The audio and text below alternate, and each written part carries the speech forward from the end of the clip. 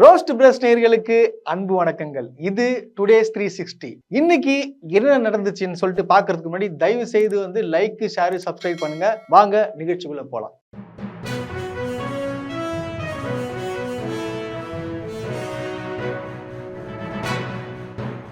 நம்மளாம் அயன் படம் பார்த்துருக்கோம். அயன் படம் பாணியில பாத்தீங்கன்னா ஏர்போர்ட்ல ஒரு சம்பவம் நடந்திருக்கு. அதாவது துபாயில இருந்து வரக்கூடிய டிரான்சிட் பயணி, ஒரு ஸ்ரீலங்காவுக்கு போற பயணி அவர் என்ன பண்ணிருக்காருன்னு பாத்தீங்கன்னா, அங்கேருந்து 2.2 கிலோ தங்கத்தை எடுத்துட்டு போலான்னு பிளான் பண்ணிருக்காரு. ஆனா பாத்தீங்கன்னா வருவாய்த்துறை அதிகாரிகள் புடிச்சிட்டாங்க. இவர் என்ன ஐடியா பண்ணிருக்காருன்னு பாத்தீங்கன்னா, வந்த உடனே ஆளு உஷாரா இந்த டாய்லெட்ல வச்சுட்டு இருக்காரு. டாய்லெட்ல 2 பேர்ட்ட ஆல்ரெடி சொல்லி வச்சிட்டாரு. அவங்க 2 பேர் என்ன பண்றாங்க, அவங்க ஒப்பந்த பணியாளர்கள் அவங்க என்ன பண்றாங்க, நைஸா அந்த ட்ராலி எடுத்துட்டு அதுல தங்கத்தை வச்சு வெளியே எடுத்துட்டு போலான்னு பிளான் பண்ணினே போயினே இருக்கிறாங்க. ஐயோ நெருங்கிட்டோம், இன்னும் கொஞ்சம் தாண்டி போனா அந்த தங்கம் நம்மளுக்கு தான் சொல்லிட்டு ஜாலியா போறாங்க. போன உடனே என்ன ஆச்சுன்னா, அந்த வருமான வரித்துறை போட்டு இவங்களை அமுக்கிட்டாங்க. ஆனா அந்த ஸ்ரீலங்கா போற பயணி உஷாரா என்ன பண்ணிட்டாரு, பாத்ரூம்ல வச்சுட்டு எஸ்கேப் ஆயிட்டாரு ஆளு. இன்னும் அவர் யாரு பேரு என்னன்னு சொல்லிட்டு இன்னும் கண்டுபிடிக்கல. இந்த தங்கத்தோட மதிப்பு என்னன்னு பாத்தீங்கன்னா 5 கோடியாங்க. 5 கோடி எல்லாம் போச்சா? ஏன் இந்த வேலை உங்களுக்கு? நேற்றைக்கு குரோம்பேட் ஜிஎஸ்டி சாலையில வழக்கறிஞர் பெண்மணிக்கும் அரசு பஸ் ஓட்டுநர் மற்றும் நடத்துனருக்கும் ஒரு தகராறு ஏற்பட்டிருக்கு. அது என்னன்னு பாத்தீங்கன்னா, பஸ் போயிட்டே இருக்கும் போது காரும் வந்திருக்கு. அந்த சைட்ல பாத்தீங்கன்னா உரசினதாகவும், இதனால பஸ்ஸை வழிமறைச்சு இவங்க பஸ்ஸுக்குள்ள போயிட்டு தாக்குனதாகவும் சொல்லியிருக்கிறாங்க. அதை தாக்குனது யாருன்னு பாத்தீங்கன்னா வழக்கறிஞர் பெண்மணி. அவங்க கேட்டதுக்கு பதில் என்ன சொல்றாங்கன்னு பாத்தீங்கன்னா, நீங்க யாரு என்ன கேட்கறதுக்கு? நான் ஒரு அட்வொகேட், உன்னால ஒண்ணுமே பண்ண முடியாது அப்படின்னு சொல்லிட்டு தாக்கியிருக்காங்க. அப்புறம் பாத்தீங்கன்னா, நான் அதிமுகல ஒரு பெரிய ஆளு அப்படின்னு சொல்லியிருக்காங்க. என் பேர் அசோக்குமார்ண்ணா, நான் புறமலைக்குளம்ல ஓட்டுநர். நான் 91 வீக் பஸ் ஓட்டுறேன். திருவான்மையிலேருந்து எடுத்துகிட்டு வரும்போது நம்ம சரணா சார் அந்த பேரிகார்டு போத்தி செய்தாப்புல உள்ள பஸ் பேரில் தான் உள்ளே வரேன். நான் எங்கேயும் போல வெளியில் உள்ளே தான் வரேன். தார் வண்டி ஓரமாக ஏடிங்க கட்சி ஓட்டு கட்டின தார் வண்டி ஓரமாக ஓரமாக நான் ஒன்றுமே பண்ணல. இடிக்கிற மாதிரி வந்தேன்னு சொல்லிட்டு ஃபுல்லாக ஏறி கண்டக்டர் டிரைவர் எல்லாரையும் அடித்து எல்லாமே பண்ணி உன்னால் என்ன பண்ண முடியும், நாங்கள் வக்கீல் அப்படின்னு சொல்லி எல்லாமே ஃபுல்லாக போட்டு அடித்தாங்க. பண்ணேன் ஃபுல்லாக வாயெல்லாம் அடித்து உடச்சி கண்டக்டர் இங்கே அடித்து கழுத்தை நெரிச்சு கேஷ் செயினை வேறு பிடிக்கிட்டு போயிட்டாங்கண்ணா. ஃபோனை எடுத்துகிட்டு போய் ஆஃப் பண்ணி வச்சுட்டாங்க. கேஷ்லாம் பண்ணிட்டாங்க. காலையில் இதை நம்ம இந்த டிரைவர் தெளிவா சொல்றாரு. இவங்க தான் என்னை வழிமறிச்சு அடிக்கிறாங்க, நான் இந்த பக்கம் போவே இல்லை. அவங்க தான் பின்னாடி காரை இடிச்சிட்டு அவங்க வேணுட்டு என்ன சண்டை போடுறாங்க அப்படின்னு சொல்லிக்கிறாங்க. இது பக்கம் பார்த்தீங்கன்னா போலீஸ்லாம் வந்துட்டாங்க. என்ன சொல்லி விசாரிக்கும் போது பார்த்தீங்கன்னா அங்கே ஒரு மிகப்பெரிய சின்ன ஒரு கலவரம் இருக்கு.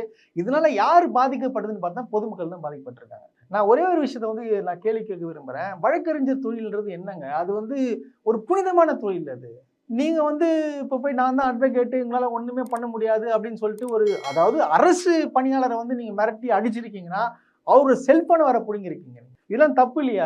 இது வழக்கறிஞர் தொழிலுக்கே இது தப்பா போயிடுங்க. அது அங்க பாதிக்கப்பட்டது யாரு? பொதுமக்கள் தானே. இப்போ உங்க மேல வழக்கெல்லாம் போட்டிருக்காங்க. இதெல்லாம் எதுக்கு? இதெல்லாம் நம்ம ஏன் சண்டை போடணும்? நீங்க யார் தப்பு பண்ணாலும் அவங்க நீதிமன்றத்துல முன் நிறுத்தணும். நீங்க நிறுத்தி எல்லாம் கேள்வி கேட்கிற ஆளுங்க நீங்க நீங்களே பொதுமக்கள் கூட சண்டை போட்டுருன்னா தப்பு இல்லையா? அது இதெல்லாம் தவிர்க்கணும்.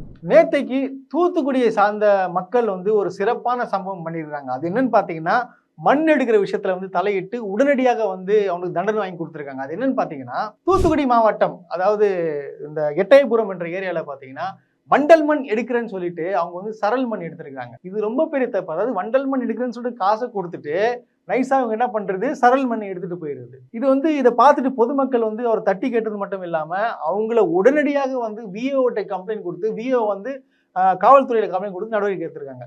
ஸோ இந்த மாதிரியா இந்த மாதிரி விஷயத்துல பொதுமக்கள் ஈடுபடுறது நல்ல விஷயம் தானே. அதாவது ஒரு அரசாங்கத்தின் மீது எடுக்கக்கூடாதுன்னு சொல்லிட்டு ஒரு ரூல்ஸே இருக்கும்போது ரூல்ஸை ஃபாலோ பண்ணாத போது பொதுமக்கள் இறங்கி தட்டி கேட்கறது பாராட்டக்கூடிய விஷயம் தானே. இதுக்கு பொதுமக்கள் தான் பாராட்டி ஆகணும்.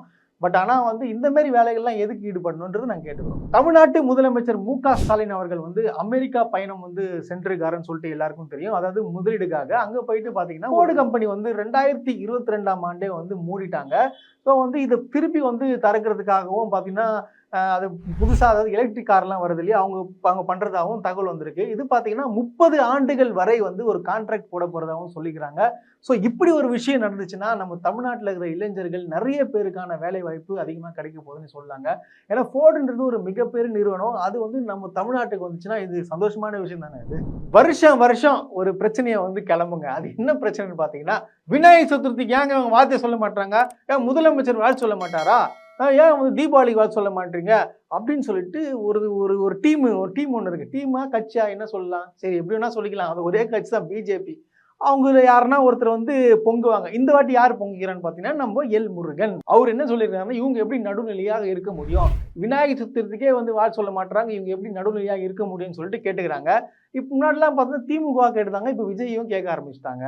அது என்னன்னா அவங்க தெளிவாக சொல்லிட்டாங்க, அவங்களுடைய கோட்பாடு கொள்கை என்னன்னு பார்த்தீங்கன்னா தமிழர் பண்டிகைக்கு மட்டும் தான் வாழ்த்து சொல்வோம் அப்படின்னு சொல்லிட்டு தெளிவாக சொல்லிட்ட பிறகு நீங்கள் ஏன் இதுக்கு வாழ்த்து சொல்ல, அதுக்கு வாழ்த்து சொல்ல, நீங்கள் எப்படி நடுநிலையாக இருக்க முடியும் அப்படின்லாம் கேட்கக்கூடாது. அதாவது அறநிலையத்துறை அமைச்சர் திரு சேகர் பாபு இருக்காருல்ல, அவர் வந்து சிறப்பாக தானே பண்ணிட்டு இருக்காரு, எல்லா கோயில்களுக்கும் ஏகப்பட்ட விஷயங்கள்ல பண்ணி கொடுத்துட்டு இருக்காரு. அதெல்லாம் இவங்க கண்ணுக்கு தெரியாதா? அப்புறம் எப்படி வந்து சும்மா வந்து இப்படியே குற்றச்சாட்டு, அதாவது மத பிரச்சனையை எப்பயா நிறுத்த போறீங்க, உங்களுக்கு வேற வேலையே இல்லையா, வருஷமா இப்படி பண்ணிட்டு இருப்பீங்க. தமிழ்நாட்டுல இப்படி ஒரு கேவலமான விஷயம் நடந்திருக்குன்னு சொல்ல முடியும். என்னன்னு பாத்தீங்கன்னா பள்ளி மாணவர்களுக்கு வந்து பாலியல் தொல்லை கொடுக்குறாங்க. திருநெல்வேலி மாவட்டத்துல தூய யோவான் பள்ளியில 7ஆம் வகுப்பு படிக்கும் மாணவிங்க கிட்ட வந்து பாலியல் சில்மிசம் பண்ணிருக்காங்கன்னா அது எப்படி சொல்றது ஒன்றும் புரியலங்க. அது இவன் வயசு என்ன, அது குழந்தைங்க வயசு என்ன.